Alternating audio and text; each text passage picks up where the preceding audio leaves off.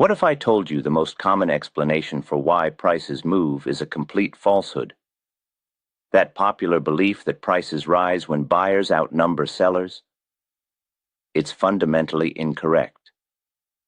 In the world of modern markets, clinging to that idea is the primary way sophisticated investors offload their positions onto the general public.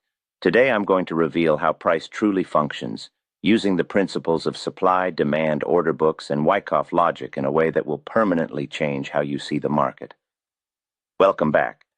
In this video, we're going to dismantle that misleading concept of more buyers than sellers. You'll discover the true location of supply and demand within the order book. We'll identify who is actually responsible for moving price. You'll see how gaps in liquidity are the cause of those sudden, sharp spikes and crashes.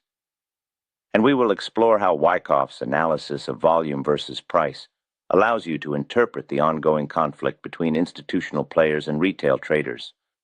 By the time we're done, you'll no longer see a chart as a series of arbitrary candlesticks.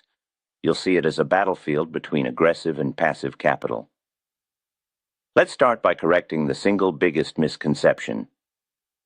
The common narrative is, the market went up today because there were more buyers than sellers. It seems to make sense. But there's a fatal flaw in that logic. For any transaction on an exchange to complete, a buyer must be matched with a seller. The quantity of shares bought is always identical to the quantity of shares sold. Every single time. Therefore, it's impossible for there to be more buyers than sellers in terms of executed transactions. The factor that truly changes is something else entirely. Who is more determined? Who is acting with more urgency? Who is willing to cross the spread to get their order filled immediately? Price shifts not because a phantom buyer magically materialized, but because one side of the market is on the attack, and the other side either cannot or will not absorb that pressure any longer. To truly grasp supply and demand, you must understand two essential order types. First, limit orders. These are the patient orders. They say, I am willing to buy at this specific price or lower, or I am willing to sell at this specific price or higher. These orders sit on the book, waiting to be filled. They form the visible structure of the market. Second, market orders. These are the impatient orders. They scream, fill my order right now at the best available price. They don't wait. They take whatever is offered. Here is the central concept. Limit orders represent the actual resting supply and demand. A wall of buy limit orders is tangible, waiting demand. A wall of sell limit orders is tangible, waiting supply. Market orders are the catalyst. They are what moves the price.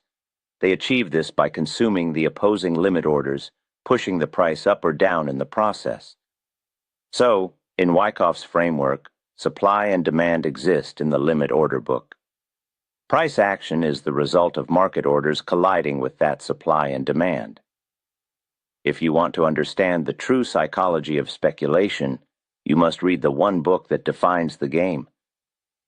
I'm talking about Reminiscences of a Stock Operator. It is not historical. It is a permanent education in human nature and market cycles. The book is pure truth. Get your copy today. The link is in the description below. Let's trace the exact mechanics of a price move. Price climbs when aggressive buyers use market orders to attack and absorb the available sell limit orders sitting at the ask price. If these buyers persist, they will exhaust all the sellers at the current price level. The next available sellers are, by definition, at a higher price. So the price must tick up to find them. This effect is amplified when you consider short sellers who have their stop losses placed just above a resistance level. When the price touches those stops, they automatically trigger market buy orders, adding fuel to the fire. This is the fuel for a short squeeze, forced buying stacked on top of organic buying. Conversely, price falls when aggressive sellers use market orders to hit and consume the buy limit orders waiting at the bid price.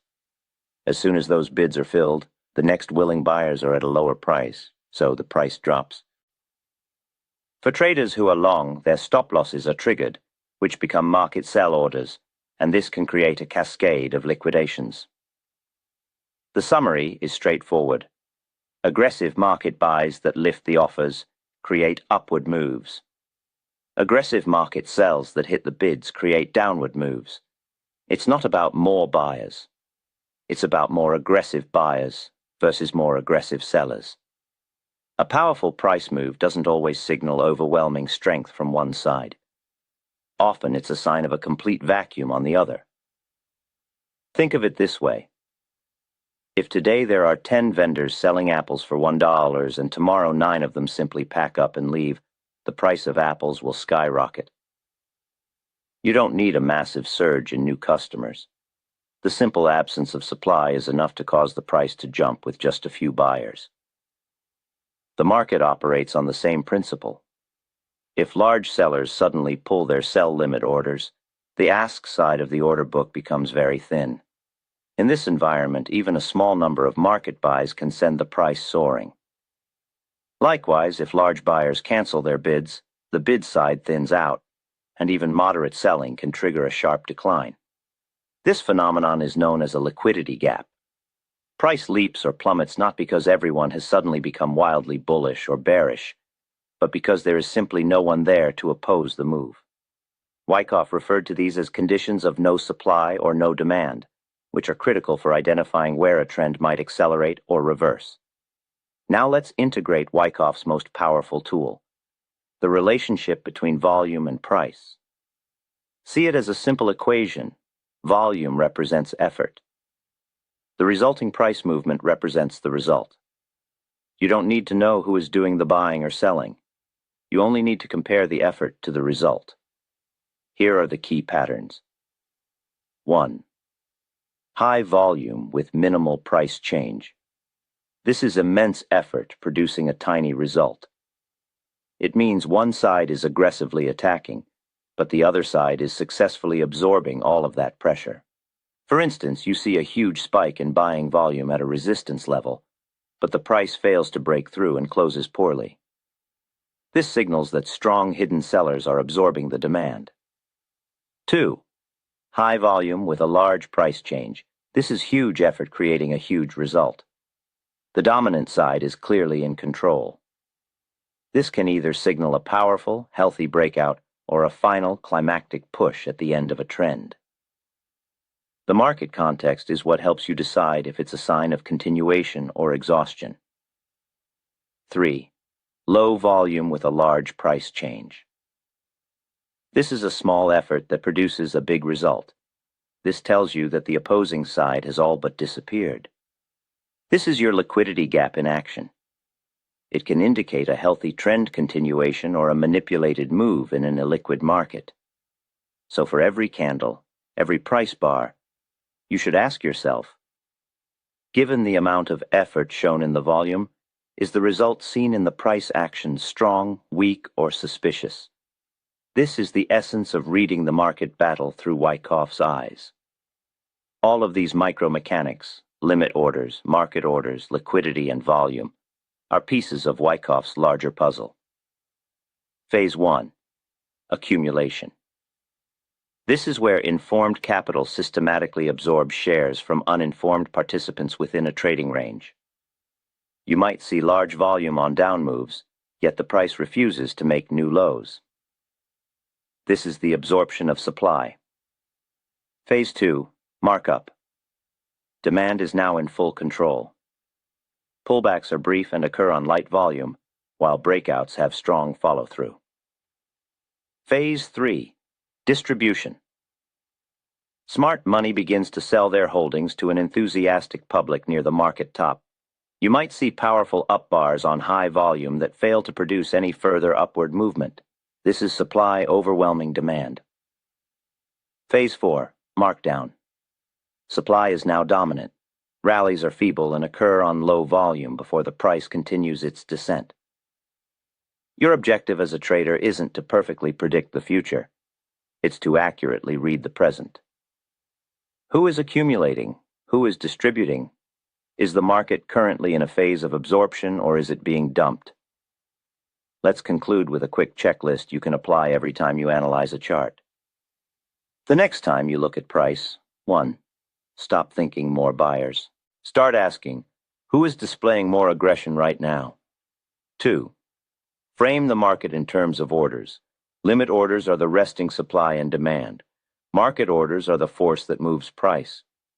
3. Evaluate liquidity. A thin order book means small orders can cause big moves. A deep order book means big orders will cause smaller moves. 4.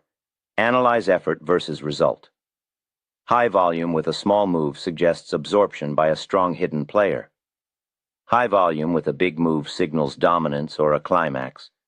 Low volume with a big move indicates no opposition, a liquidity gap. 5. Determine your location in the Wyckoff cycle. Are you in an accumulation, markup, distribution, or markdown phase? Are you trading alongside the smart money, or are you the exit liquidity they are looking for? Once you begin to think in this way, you'll stop chasing every breakout candle. Instead, you'll start to see where the large institutions are absorbing pressure, where retail traders are being trapped, and where the true opportunities lie. If this new perspective on market mechanics was valuable to you, show your support by liking this video, subscribing, and letting me know in the comments if you'd be interested in a dedicated video on Wyckoff's accumulation and distribution schematics. Thank you for watching, and I'll see you in the next one.